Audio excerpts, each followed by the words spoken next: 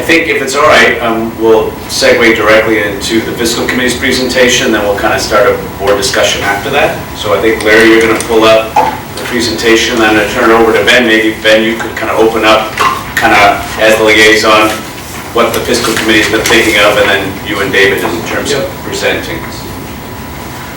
So some of us have looked at the draft one presented by the staff, and we'll put our thoughts together in this presentation.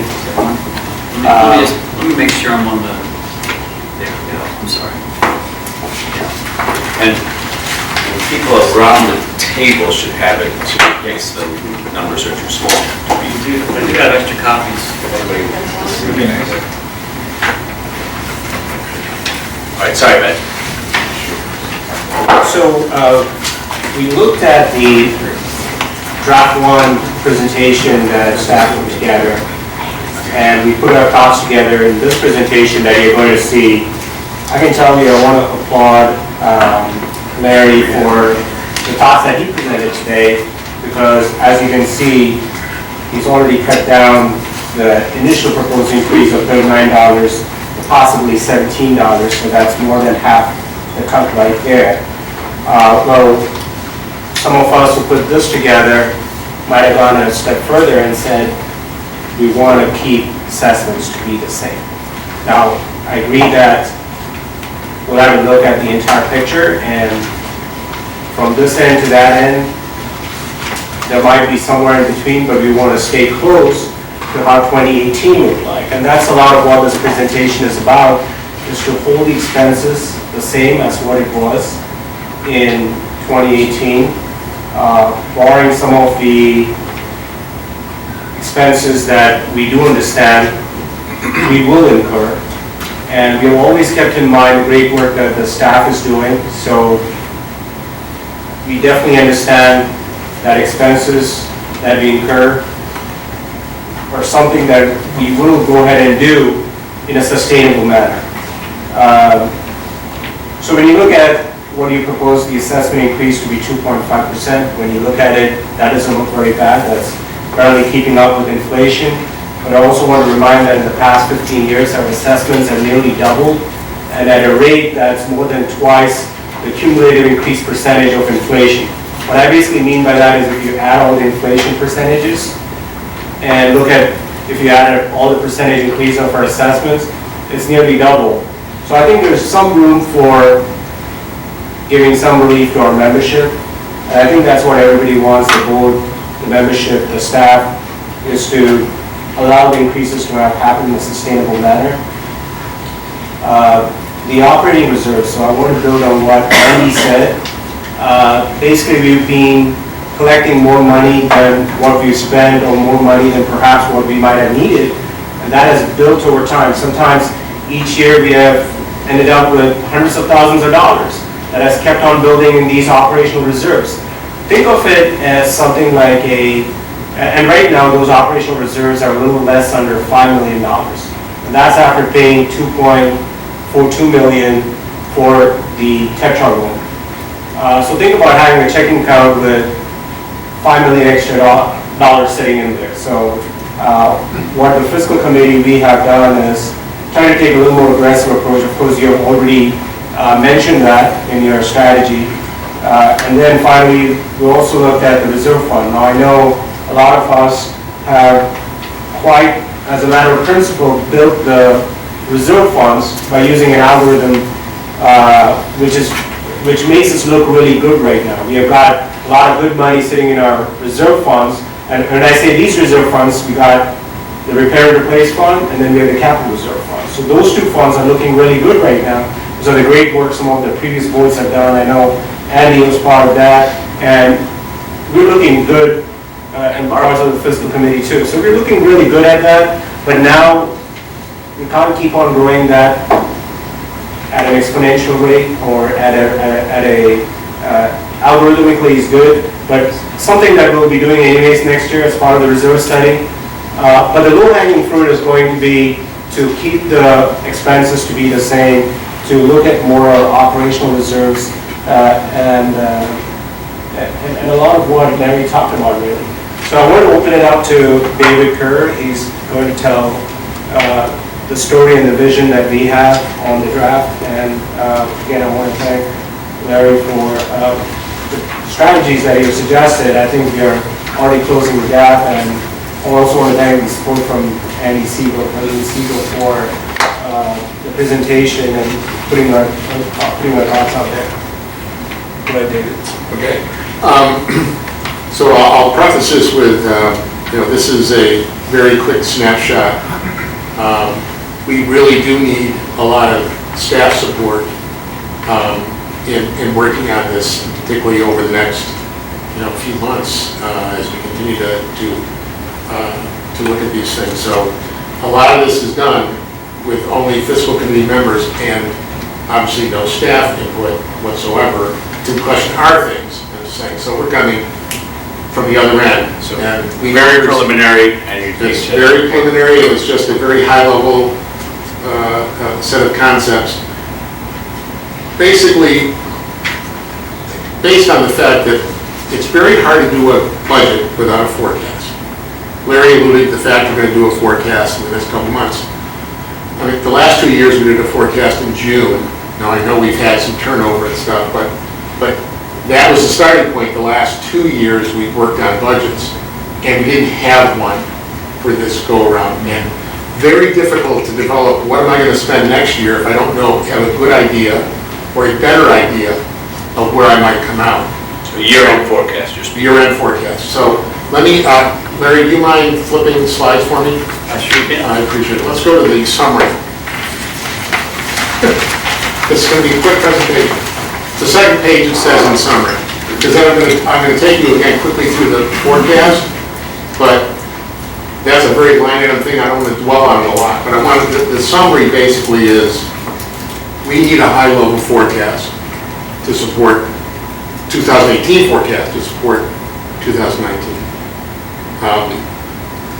Revenues in the past have been very dependable. I mean, I know we have 18, we have some issues, but historically, and why, of course, it's because the vast majority is fees, which are pretty predictable, but even the non-assessment revenue historically has been very dependable, okay? Spending has come in under budget consistently. On one hand, wonderful. Finance people love that stuff, okay? That's a good thing. On the other hand, we have to be a little careful if we're too far under budget over a long period of time, because we're just charging members funds that, a lot of them have suggested they don't like. Okay, so I think we have to have a balance there a little bit. So over the last 2 years, 17 and then with the budget for 18, we've run at what we call our 18-15-3 scenario. Basically 18 million in revenue, 15 million in expenses, 3 million in capital. And round those a couple different ways. We think we ought to stick with that formula the best we can until we can get into a new biennial budget program next year, okay? And obviously, the fiscal committee would like to be part of, in early next year, preparing a program to develop that budget, okay, for 2020. So here's what we recommend. We recommend building a budget based on a forecast and trying to hold down the spending. And when I get to the actual numbers, I'll show you why we keep talking about holding down the spending.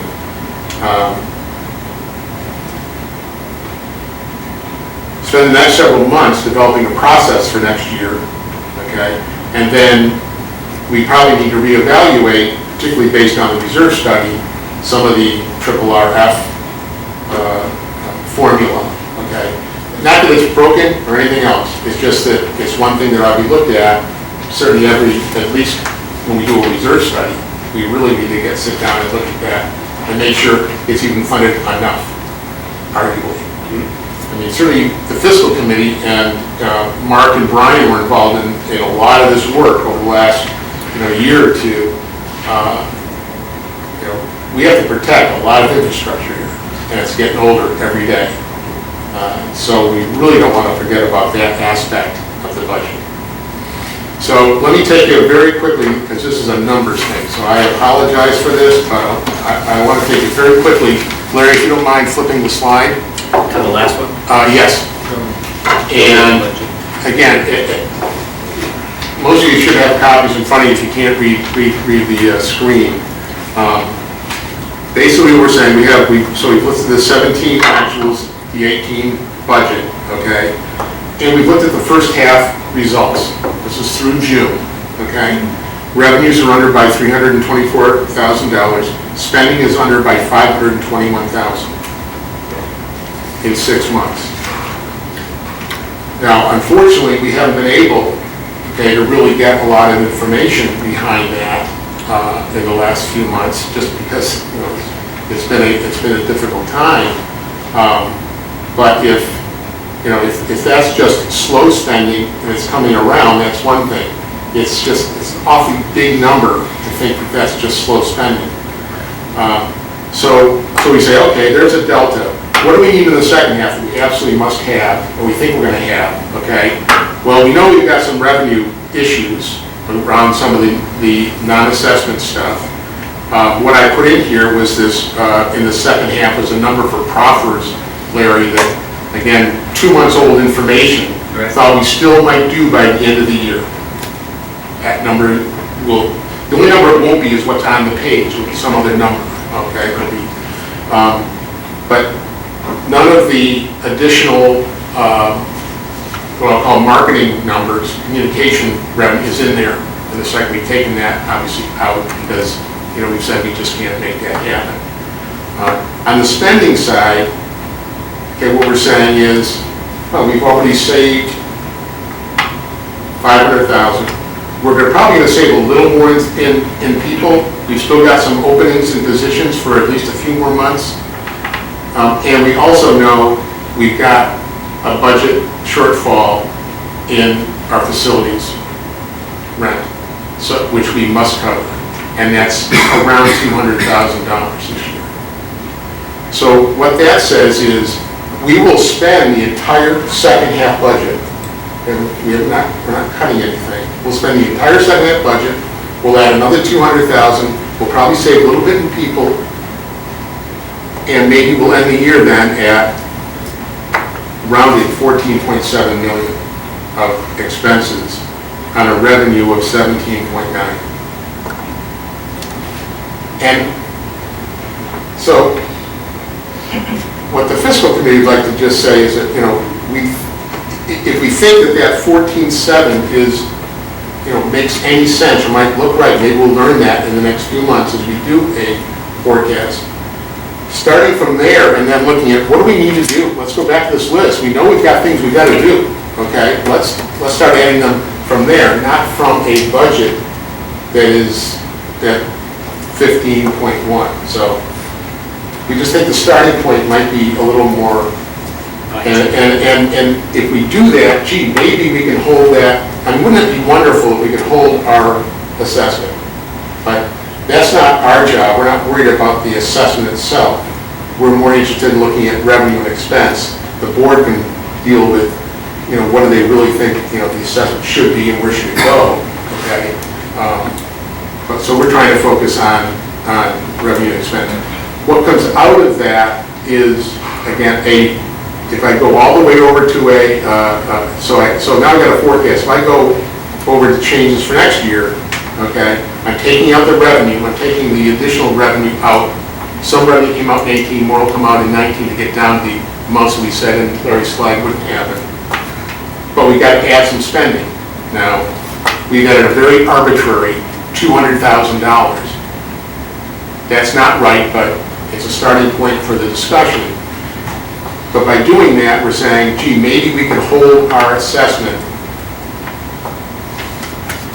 if we can hold our spending down to 14.9 or, you know, 15. Again, we got this kind of 18-15-3 type of concept we're thinking of. What it does do on the page is it leaves the capital number a little light. It says 2.884 on here. I know that the work that's been done is saying it ought to be 3.088, which, again, believe me, as a fiscal committee, we support that formula and the fact that we should be funding those things. So we would have to look at a way to do that. Maybe that's an area where we cover somewhere, okay? But separated from the operating expense. So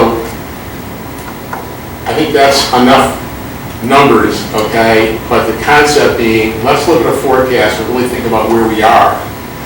Nobody in the fiscal committee is out to slash and burn or anything else. That's not the intention of anyone, okay? It's where do we think we can be and ought to be, okay, to do the job right. Thank you, David. And I think what I heard loud and clear was, we've talked a lot about budgets. Budget last year, budget this year. But the key data point that the fiscal committee would really like to see is, as best they can, a proper year-end forecast on both revenues and expenses, so that is the baseline from which the next year's budget is done from, not a budget that's a year old.